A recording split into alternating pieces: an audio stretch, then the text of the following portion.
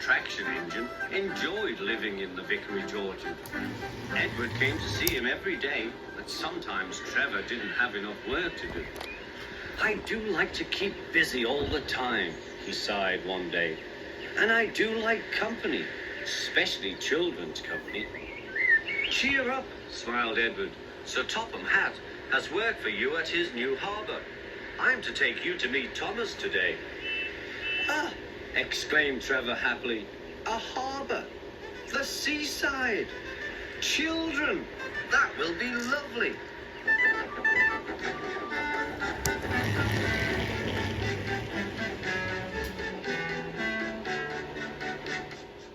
Thomas was on his way to the harbour with a trainload of metal pilings.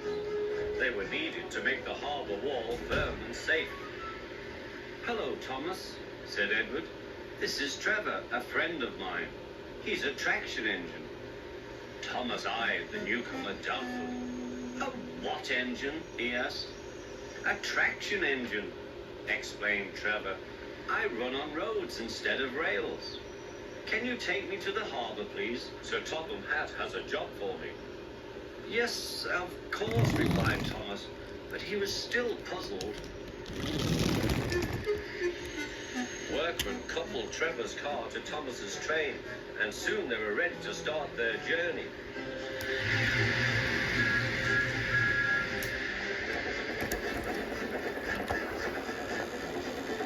"I'm glad Sir Topham Hatt needs me," called Trevor.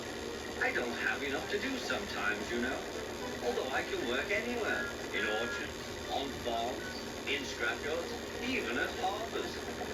"But you don't run on rails," puffed Thomas. "I'm a traction engine. I don't need rails to be useful," replied Trevor. "You wait and see." When they reached the harbour, they found everything in confusion.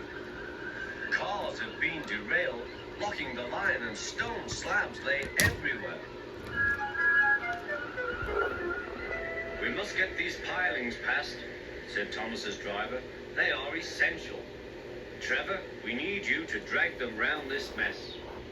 "Just the sort of job I like," replied Trevor. "Now you'll see, Thomas. I'll soon show you what traction engines can do." Trevor was as good as his word. He dragged the pilings clear with chains and towed them into position. "Who needs rails?" he muttered cheerfully to himself.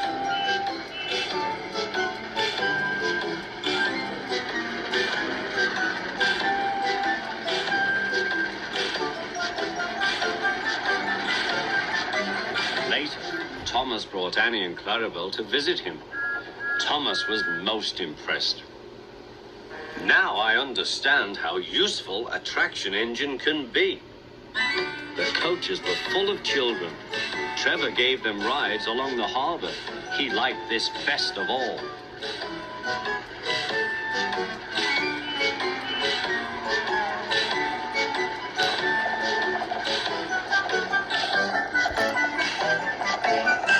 "He's very kind," said Annie. "He reminds me of Thomas," added Clarabel. Everyone was sorry when it was time for Trevor to go. Thomas pulled him to the junction. A small tear came into Trevor's eye. Thomas pretended not to see. He whistled gaily to make Trevor happy. "I'll come and see you if I can," he promised. "The vicar will look after you, and there's plenty of work for you now at the orchard. But we may need you again at the harbour someday." "That would be wonderful," said Trevor. That evening, Trevor stood remembering his new friend Thomas, the harbour, and most of all, the children. Then he went happily to sleep in the shed at the bottom of the orchard.